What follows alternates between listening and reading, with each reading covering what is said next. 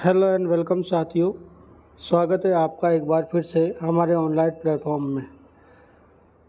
फिर से हम आपके लिए लेकर आए आरआरबी प्रीवियस ईयर एग्ज़ाम की एमसीक्यूज़ जो आपके आने वाले एग्ज़ाम में काम आ सकते हैं। तो चलो शुरू करते हैं आज की क्लास। पहला क्वेश्चन है,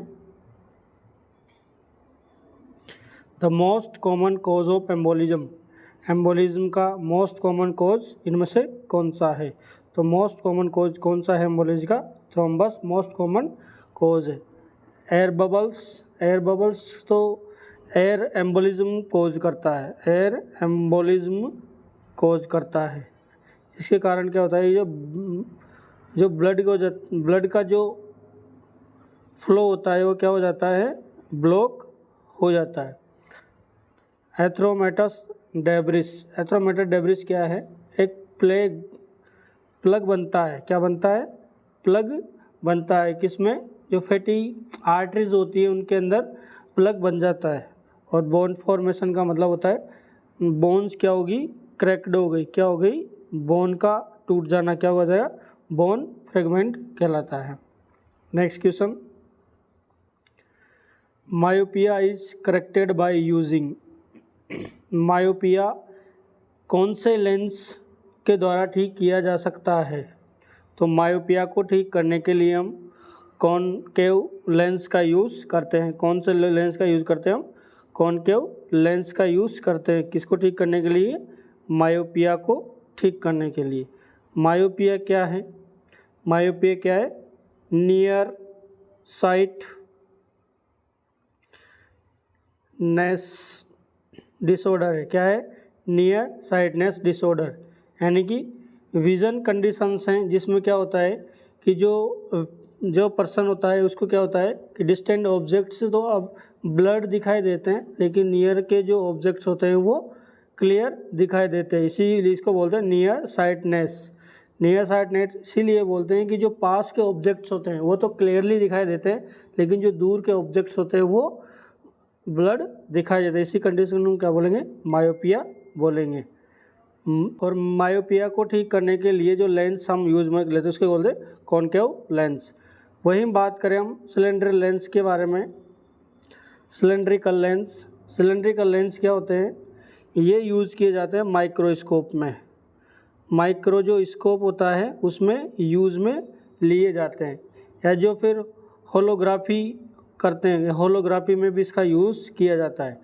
वहीं बात करें हम बाइफोकल लेंस, ये यूज़ में लिए जाते हैं नियर और जो फार साइड्स होती है, नियर और फार विजन्स जिसको दिक्कत हो, दूर की और पास की नज़र में जिसको दिक्कत होती है उसके लिए बाइफोकल लेंस एक सिंगल लेंस में ही यूज़ में ले लिए जाते हैं।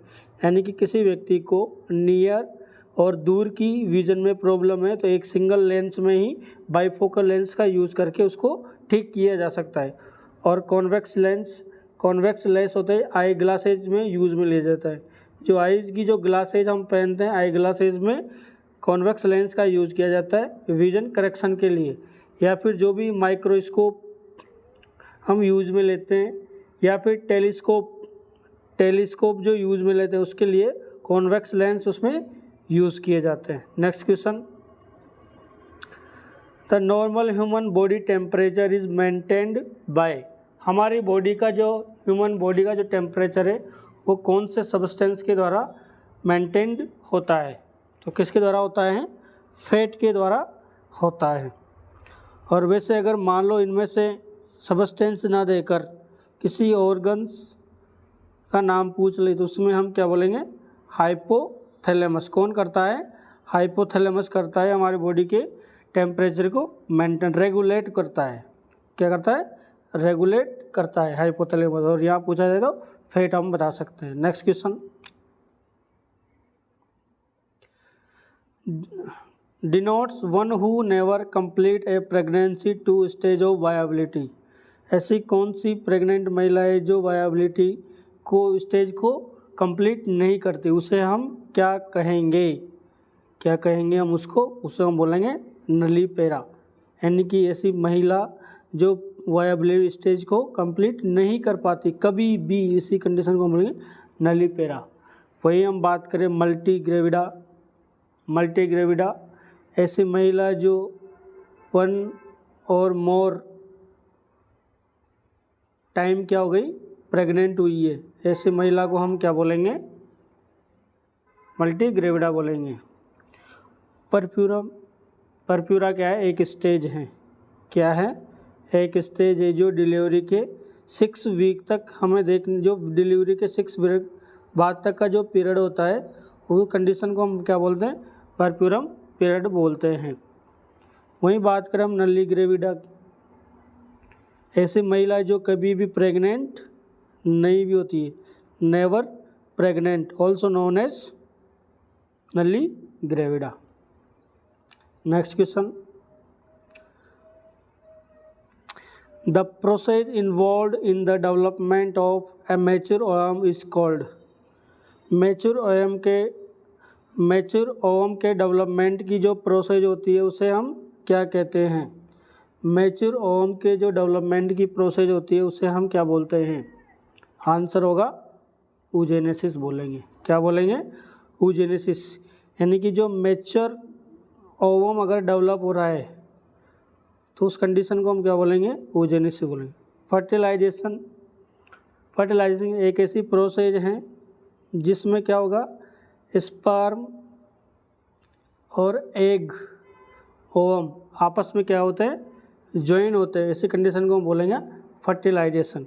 वहीं बात करें हम जेमेटोजेनेसिस क्या है, एक बायोलॉजिकल प्रोसेस जिसमें क्या होता है, जो हैप्लॉइड जेमेट्स होते हैं, जो हैप्लॉइड जेमेट्स होते हैं, हैप्लॉइड जेमेट्स मतलब स्पर्म और एग सेल, वो मिलकर क्या बनाते हैं, डिप्लॉइड सेल का निर्माण करते हैं। क्या करते हैं, डिप्लॉइड सेल्स का निर्माण करते हैं, उसे हम क्या बोलेंगे, जेमेटोजेनेसिस बोलेंगे।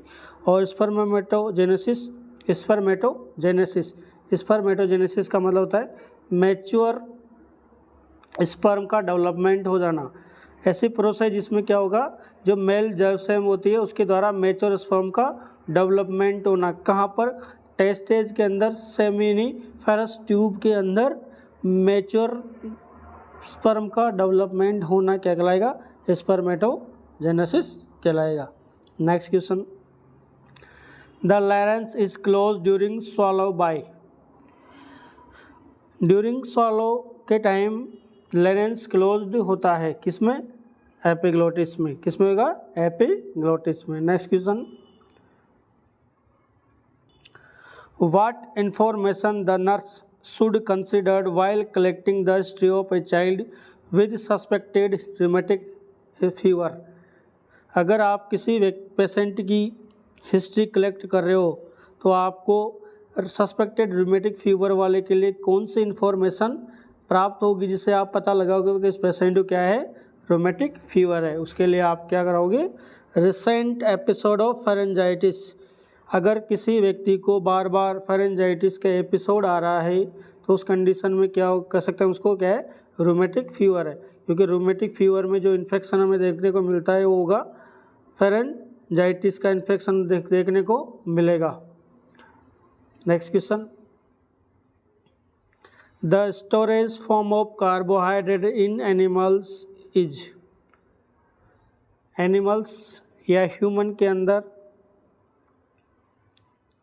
कार्बोहाइड्रेट का स्टोरेज कौन सी अवस्था में पाया जाएगा, किस में पाया जाएगा, ग्लाइकोजन की कंडीशन में, यानी ग्लाइकोजन में पाया जाएगा। कार्बोहाइड्रेट किस में स्टोर होता है, ग्लाइकोजन में। क्यों होता है,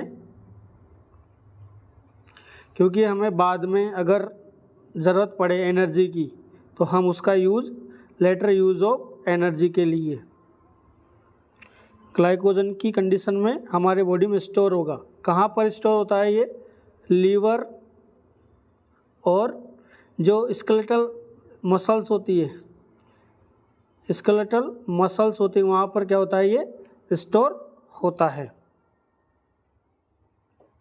next question, paedophilia is form of. Paedophilia हम किसे कहेंगे, पेडोफिलिया किसे कहेंगे, चाइल्ड सेक्सुअल एब्यूज़, अगर किसी व्यक्ति के द्वारा चाइल्ड को सेक्सुअली एब्यूज़ किया जा रहा है तो उस कंडीशन को हम क्या बोलेंगे, पेडोफिलिया बोलेंगे। फिजिकली यानी कि उसके साथ मारपीट की जा रही है, उसको किसी प्रकार की इंजरी दी जा रही है तो उसको बोलेंगे हम फिजिकल एब्यूज़। वर्बल एब्यूज़, किसी भी व्यक्ति को या किसी भी चाइल्ड को अगर वर्बली नुकसान पहुंचाया जा रहा है, उसको बार बार किसी न किसी वर्ड के द्वारा टोका जा रहा है, कुछ न कुछ कहकर उसको चिढ़ाया जा रहा है, उसको बोलेंगे हम वर्बल एब्यूज़। और वही बात करें हम मेंटल एब्यूज़, मेंटली उसको टॉर्चर किया जा रहा है, क्या किया जा रहा है, उसको मेंटली टॉर्चर किया जा रहा है तो उस कंडीशन को बोलेंगे मेंटल एब्यूज़। तो paedophilia means child sexual abuse. Next question, isotope of cobalt is used in the treatment for which of the disease? इनमें से कौन सी डिजीज़ के ट्रीटमेंट में हम आइसोटोप ऑफ कोबाल्ट का यूज़ करते हैं? तो कौन से डिजीज़ के ट्रीटमेंट में के लिए हम आइसो कोबाल्ट का यूज़ करते हैं?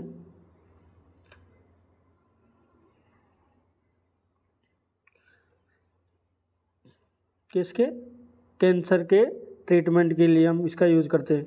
ये क्या है, एक प्रकार का रेडियो एक्टिव आइसोटोप है। क्या है ये? रेडियो एक्टिव आइसोटोप कोबाल्ट है, जिसके लिए कैंसर के ट्रीटमेंट में इसको हम CO60 के नाम से भी जाना जाता है। किसके नाम जाना? CO60, यानी कि कोबाल्ट थेरेपी। क्वेश्चन में अगर ये भी पूछ ले कि कोबाल्ट थेरेपी कौन से डिजीज़ की ट्रीटमेंट के लिए दी जाती है, तो आपका आंसर क्या होगा? कैंसर। एनीमिया, एनीमिया के ट्रीटमेंट के लिए हम विटामिन B12 देंगे, आयरन देंगे, फोलिक एसिड देंगे। वहीं हम बात करें गोइटर, तो गोइटर के लिए हम रेडियो एक्टिव आयोडीन देंगे। रेडियो एक्टिव आयोडीन देते हैं। क्या देते हैं? रेडियो एक्टिव आयोडीन देते हैं। और एड्स के ट्रीटमेंट के लिए हम ART एंटी रिट्रोवायरल थेरेपी देंगे। क्या देंगे हम? एड्स के ट्रीटमेंट के लिए ART देंगे। Next question, the relationship between 2 और मोर वेरिएबल्स इज कॉल्ड। 2 या 2 से अधिक वेरिएबल्स के बीच में रिलेशनशिप को क्या कहा जाता है? 2 या 2 से अधिक वेरिएबल्स के बीच के रिलेशनशिप को कहा जाता है कोर रिलेशन। क्या कहा जाता है? Correlation. Next question, what percentage does burn of genitalia constitute by the rule of 9?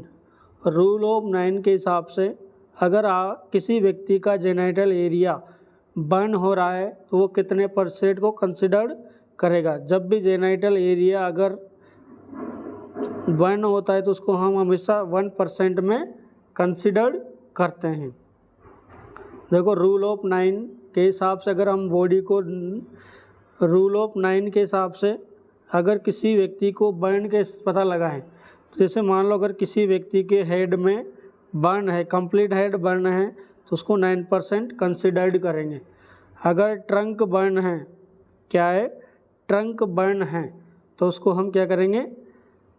36%, यानी एंटीरियर और पोस्टीरियर 18% हम उसको देंगे एंटीरियर और पोस्टीरियर में। वहीं बात करें हम अपर एक्सट्रीमिटीज़ की, तो अपर एक्सट्रीमिटीज़ में कितना हो जाएगा? 18%, यानी कि 99% बोथ एक्सट्रीमिटीज़। और वहीं बात करें हम लोअर एक्सट्रीमिटीज़ की, तो कितना आ जाएगा? 36%, यानी 18% लोअर एक्सट्रीमिटीज़ में आ जाएगा। और 1% किस में आ जाएगा? 1% जेनाइटल एरिया में। इन सभी को अगर हम कैलकुलेट करेंगे तो कितना हो जाएगा? 100% बर्न हो जाएगा। Next question, the period between exposure to infection and appearance of first symptom is called. Infection appear होने से लेकर फर्स्ट सिम्टम दिखने तक का जो समय होता है उसे हम क्या कहते हैं? उसे हम बोलते हैं इंक्यूबेशन पीरियड बोलते हैं। क्या बोलते हैं? इंक्यूबेशन पीरियड बोलते हैं। Next question, the surgical removal of entire contents of the orbit including the eyes balls and eyelids, complete orbit को सर्जिकली रिमूव करना, साथ में क्या क्या आई बॉल्स और आईलिड्स को भी रिमूव करना क्या कहलाता है? इस कंडीशन को बोलेंगे एक्सटेंट्रेशन। क्या बोलेंगे? एक्सटेंट्रेशन बोलेंगे। वहीं बात करें एविसरेशन की, तो जो इंटरनल ऑर्गन्स होते हैं उनको रिमूव करना क्या कहलाएगा? एविसरेशन कहलाएगा। वही नेक्स्ट हम बात करें एनुक्लेशन की। एनुक्लेशन मतलब एक सर्जिकल प्रोसीजर है। ये क्या है? सर्जिकल प्रोसीजर है। क्या है? सर्जिकल प्रोसीजर है, जिसमें क्या करते हैं? एंटायर आई बॉल्स को सॉकेट से रिमूव करते हैं। क्या करते हैं? आई बॉल्स को रिमूव करते हैं सॉकेट के अंदर से, उसको बोले एनुक्लेशन। और लेजर सर्जरी ट्रीटमेंट में की जाती है। नेक्स्ट, तो आपका ऑर्बिट के साथ साथ आई बॉल और आईलिड को रिमूव करना क्या कहलाएगा? एक्सटेंट्रेशन कहलाएगा। अगर आई बॉल को ही रिमूव कर रहे हैं तो उसको क्या कहेंगे? एन्क्लेशन कहलाएगा। और इंटरनल ऑर्गन को रिमूव करें तो एविसरेशन कहलाएगा। Next question, which cell are that take part in innate immunity by killing virus infected cells? Virus infected cells को किलिंग करने में जो सेल्स होती है वो कौन सी होती है? किसमें? इनेट इम्यूनिटी के अंदर। तो वो होती है एनके सेल। कौन सी होती है? NK cell. Natural killer cells. Natural killer cells क्या काम करती है? ये इनेट लिम्फोसाइटिक इम्यूनिटी में काम होती है। वहीं बात करें हम टी सेल की। टी सेल क्या है? टी लिम्फोसाइट्स है। क्या है? टी लिम्फोसाइट्स है। क्या है ये? टी लिम्फोसाइट है। जब भी इन्फेक्शन होता है तो इन्फेक्शन की जो कंडीशन में वो कैंसर, जैसे मान लो किसी को कैंसर हो गया तो कैंसर में क्या करती है? व्यक्ति में फाइट का काम करती है। फाइटिंग ऑफ कैंसर में यूज में ली इन्फेक्शन, कैंसर के इन्फेक्शन में काम आती है। वही बात करें हम न्यूट्रोफिल्स की, तो न्यूट्रोफिल्स भी क्या है? ल्यूकोसाइट्स है। क्या है? ल्यूकोसाइट्स है। या फिर इसे हम क्या बोलते हैं? First line of defence. First lines of defence. Neutrophil को हम क्या बोलते हैं? First line of defence against infection. अगर आपकी बॉडी में इन्फेक्शन होने लगता है तो उसी टाइम सबसे पहले आपकी बॉडी को कौन डिफेक्ट करती है? वो करती है न्यूट्रोफिल। और मैक्रोफेजेस, ये वाइट ब्लड सेल्स हैं जो हमारे बॉडी में सब जगह पाई जाती है। तो ये माइक्रो जो ऑर्गेनिज्म होते हैं उनको किल करती है और डेड सेल्स को रिमूव कर दे, उसे हम क्या बोलेंगे? मैक्रोफेजेस बोलेंगे। Next question, an accumulation of blood in the intrapleural space is. Intrapleural space के अंदर ब्लड का एक्यूमुलेशन क्या कहलाएगा? अगर ब्लड एक्यूमुलेट हो रहा है उसको हम बोलेंगे हीमोथ्रैक्स। अगर एयर एक्यूमुलेट हो रही है, एक्यूमुलेशन ऑफ एयर हो रहा है तो उसको हम बोलेंगे न्यूमोथेरेक्स। वहीं बात करें हम टेंसल न्यूमोथेरेक्स। टेंशन न्यूमोथेरेक्स एक प्रकार की क्या है? ये लाइफ थ्रेटनिंग कंडीशन है। क्या है? लाइफ थ्रेटनिंग कंडीशन है। लाइफ थ्रेटनिंग कंडीशन है। जो चेस्ट कैविटी होती है वहाँ पर क्या हो जाती है? एयर फिल्ड हो जाती है, जिसके कारण क्या होता है? ये लंग्स और जो हार्ट होता है उसको कंप्रेस करने का काम करती है। और काइलोथोरैक्स क्या है? लिम्फेटिक, जो लिम्फेटिक फ्लूइड होता है, लिम्फेटिक फ्लूइड यानी काइल जो होता है वो एक्यूमुलेशन हो जाता है किसमें? फ्लोरल स्पेस के अंदर। जो फ्लोरल स्पेस होता है उसके अंदर क्या हो जाता है? जो लिम्फेटिक फ्लूइड होता है उसका एक्यूमुलेशन, उसको हम क्या बोलते हैं? काइलोथोरैक्स बोलते हैं, यानी कि काइल किसको बोलेंगे हम, लिम्फेटिक फ्लूइड को काइल बोलेंगे, इसीलिए इसको काइलोथोरैक्स बोलते हैं। Next question, the most common hospital acquired infection is, most common hospital acquired infection कौन सा है? तो most common hospital acquired infection तो वैसे यूटीआई हैं, लेकिन अगर आपके ऑप्शन में यूटीआई नहीं है तो फिर अपन सेकंड मोस्ट कॉमन कौन सा है, रेस्पिरेटरी, तो आपका आंसर क्या होगा, respiratory. Next question, the role of a nurse in protecting the patient human and legal rights that of a, जो लीगल और प्रोटेक्टिव जो एक्ट होता है उस राइट्स को प्रोटेक्ट करने के लिए जो नर्स का रोल होता है वो क्या होता है? तो नर्स का रोल है पेशेंट एडवोकेट। जो पेशेंट और एडवोकेट किसे कहेंगे, नर्स को ही कहेंगे। नर्स एक एजुकेटर भी होती है हॉस्पिटल के अंदर, और जो हॉस्पिटल रिलेटेड कॉलेज होते हैं, जो नर्सिंग कॉलेज होते हैं, उसमें क्या करती है वो एजुकेशन प्रोवाइड कर। कम्युनिकेटर, नर्स एक गुड कम्युनिकेटर होती है, पेशेंट और नर्स के बीच में गुड कम्युनिकेशन होता है, और पेशेंट केयर गिवर ऑलवेज, ये काम तो नर्स करती है। तो लेकिन हम क्या करें, लीगल और ह्यूमन राइट्स तो उसको प्रोटेक्ट करने के लिए कौन होते हैं, पेशेंट एडवोकेट होती है। Next, A group of ocular condition characterized by optic nerve damage, increased intraocular pressure and associated vision loss in seen patient with, एक कंडीशन है जिसके अंदर क्या हो रहा है, ऑप्टिक नर्व डैमेज हो रही है, इंट्राओकुलर प्रेशर बढ़ रहा है और विजन भी लॉस हमें देखने को मिल रहा है, तो इस कंडीशन को हम क्या कहेंगे? अगर किसी पेशेंट में ऐसी कंडीशन दिखाई दे रही है तो उस कंडीशन को हम बोलेंगे ग्लूकोमा। क्या बोलेंगे? ग्लूकोमा बोलेंगे। वही बात हम कॉर्नियल डिस्ट्रोफीज, कॉर्नियल डिस्ट्रोफीज क्या है, ग्रुप ऑफ जेनेटिक डिसऑर्डर है। क्या है ये? जेनेटिक आई डिसऑर्डर है, group of genetic I disorder है। इसमें क्या होता है, जो कॉर्निया होता है उसके अंदर मटेरियल बिल्डअप होने लग जाता है और जो विज़न होता है वो इम्पेयरमेंट हो जाता है। वही हम बात करें केराटोकोनस, केराटोकोनस क्या है, एक आई डिसऑर्डर है। क्या है? आई डिसऑर्डर है, जिसके अंदर क्या होता है कि जो कोन्स होते हैं, जो कोन्स होते हैं वो थिन होने लग जाते हैं और बल्ज होने लग जाते हैं, यानी कि आँखों के अंदर धंसने लग जाता है। जो कॉर्निया साइड होता है वो अंदर धंसने लग जाता है। और cataract, clouding of eyes, cataract क्या है?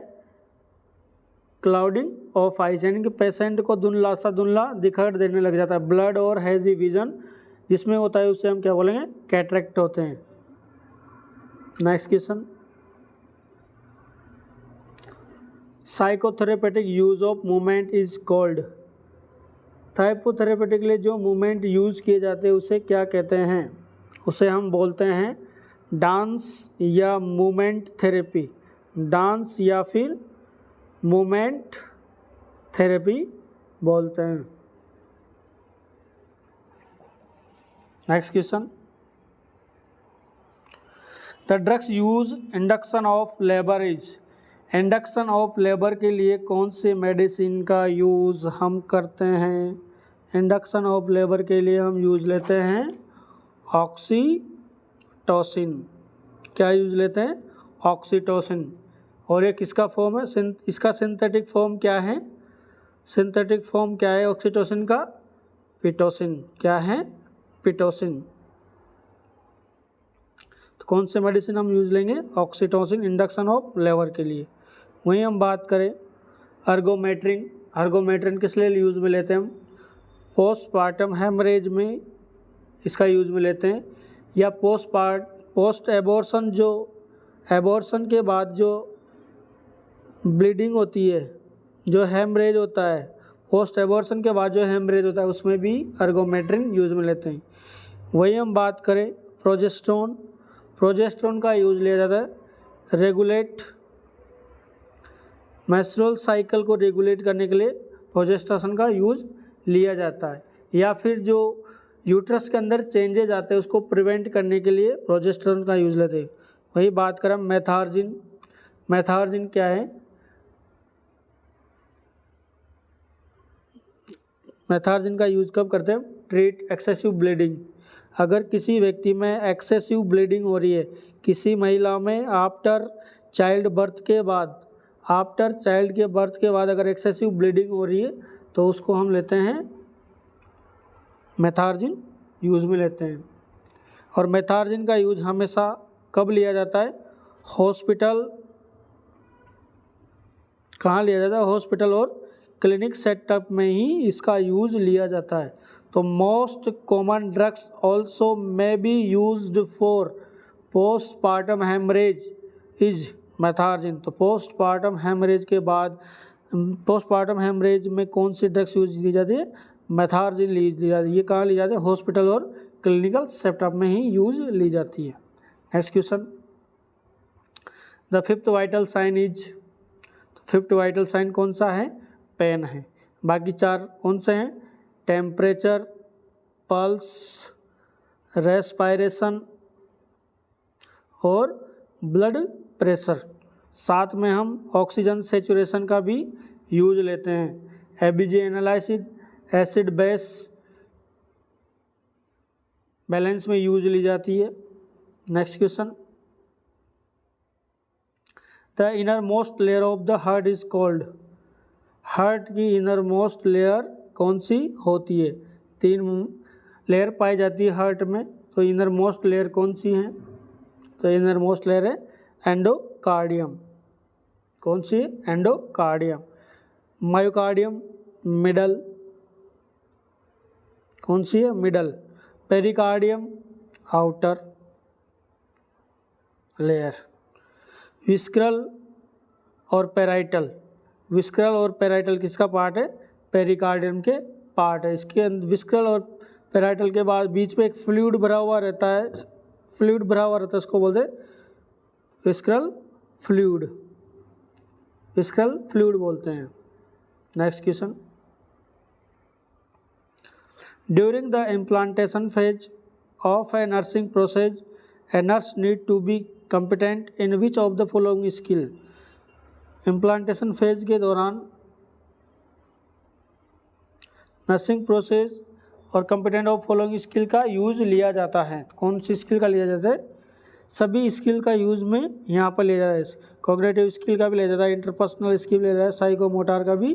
इम्प्लांटेशन फेज के दौरान तीनों स्किल का यहाँ पर यूज लिया जाता है। तो आपका आंसर होगा all of the above. Next question, which of the following is transmitted by rodent? इनमें से किसके द्वारा रोडेंट, कौन सी डिजीज रोडेंट ट्रांसमिट करता है? रोडेंट के द्वारा कौन सी डिजीज ट्रांसमिट होती है? तो रोडेंट के द्वारा कौन सी डिजीज ट्रांसमिट होगी? Ebola virus. कौन से रोडेंट के द्वारा? फ्रूट बैट्स के द्वारा। फ्रूट बैट्स जो रोडेंट होता है उसके द्वारा क्या होता है? इबोला वायरस ट्रांसमिटेड होता है। Norwalk virus, polio virus, hepatitis C, ये सभी किस रूट से फैलते हैं? फीकल ओरल रूट के द्वारा फैलते हैं। तो रोडेंट के द्वारा जो होगा वो होगा इबोला वायरस, यानी फ्रूट बैट्स के द्वारा ये फैलता है। Next question, which is a perception disorder? इनमें से कौन सा परसेप्शन डिसऑर्डर है? तो परसेप्शन डिसऑर्डर कौन सा है? हेलुसिनेशन। कौन सा है दोस्तों? हेलुसिनेशन। हेलुसिनेशन क्या है? Absence of object, absence of object. किसी भी प्रकार का ऑब्जेक्ट प्रेजेंट नहीं है लेकिन पेशेंट को क्या होता है? फील होता है। कोई भी आवाज़ नहीं आ रही है फिर भी उसको वही सुनाई देगा। कोई भी स्मेल नहीं आ रही है फिर भी उसको स्मेल आएगी।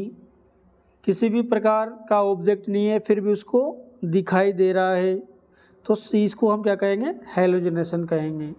वही बात करें हम डेल्यूजन, डेल्यूजन का मतलब होता है फिक्स्ड, फॉल्स, बिलीफ, व्यक्ति को क्या है, झूठा विश्वास है कि जो सामने दो लोग बैठे हैं वो जो बातें कर रहे हैं वो मेरे बारे में ही बातें कर रहे हैं, तो वो क्या है, उसको फाल्स फिक्स बिलीफ है किसी चीज़ का लेकर। अपैथी, अपैथी क्या है, अपैथी लैक ऑफ फीलिंग, क्या है, लैक ऑफ फीलिंग्स, इमोशंस, क्या है, लैक ऑफ फीलिंग्स और इमोशंस और इंटरेस्ट, यानी कि व्यक्ति को किसी भी चीज़ की फीलिंग नहीं होती, इमोशंस नहीं होते, इंटरेस्ट नहीं आता, उसको हम बोलते हैं एपैथी। ऑब्सेशन एक डिसऑर्डर है, obsessive compulsive disorder. Next, which is the most important drugs is the treatment of organophosphate poisoning. Organophosphate poisoning में इनमें से कौन सी ड्रग्स का यूज लिया जाता है, तो ऑर्गेनोफॉस्फेट के लिए हम लेते हैं एट्रोपिन सल्फेट, ऑर्गेनोफॉस्फेट पॉइजनिंग के लिए।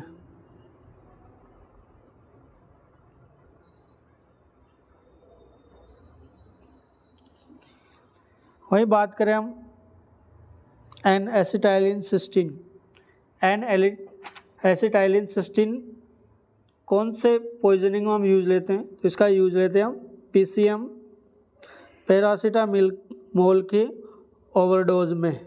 क्या हो गया, किसी व्यक्ति को पैरासीटामोल का ओवरडोज हो गया तो उसमें हम इसका लेते हैं एन एसिटाइल सिस्टीन का यूज लेते हैं। पैरासीटामोल को एक और नाम से जाना जाता है एसिटामिनोफेन, किस नाम से जाना जाता है, एसिटामिनोफेन के नाम से जाना जाता है। कभी कभी क्वेश्चन में पैरासीटामोल न देकर क्या दे देंगे, एसिटामिनोफेन। ओवरडोज में कौन से मेडिसिन यूज ले जाते हैं, एन एसिटाइल सिस्टीन हम यूज में लेते हैं। वही हम बात करें डाइजापाम की, तो डाइजापाम किस में यूज लेते हैं, ट्रीट एंजाइटी, एंजाइटी के ट्रीटमेंट में डाइजापाम का यूज लेते हैं। किसी को सीजर्स आ रहे हैं, किसी को फिट्स आ रहे हैं, उसके ट्रीटमेंट के लिए हम डाइजापाम यूज लेंगे। वहीं हम बात करें एड्रेनलिन, एड्रेनलिन का यूज़ हम लेते हैं एलर्जिक रिएक्शन, अगर किसी व्यक्ति को एलर्जिक रिएक्शन होगी, एनाफाइलेटिक शॉक हो गया, तो उस कंडीशन में हम क्या लेंगे, एड्रेनलिन का यूज़ लेंगे। Next question, the overall plan or blueprint for answering the research question is called. Research question का आंसर देने के लिए जो हम प्लान बनाते हैं या ब्लूप्रिंट जो बनाते हैं उसको हम किस नाम से जानते हैं, उसको बोलते हैं हम रिसर्च डिज़ाइन। रिसर्च डिज़ाइन के माध्यम से ही हम जो रिसर्च हमने बनाई है उसके बारे में हम पूरी नॉलेज प्रोवाइड करा सकते हैं। Next question, which one of the following entities is not include COPD.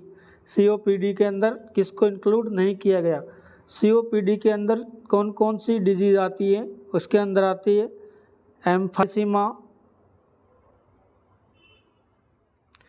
Asthma, chronic bronchitis,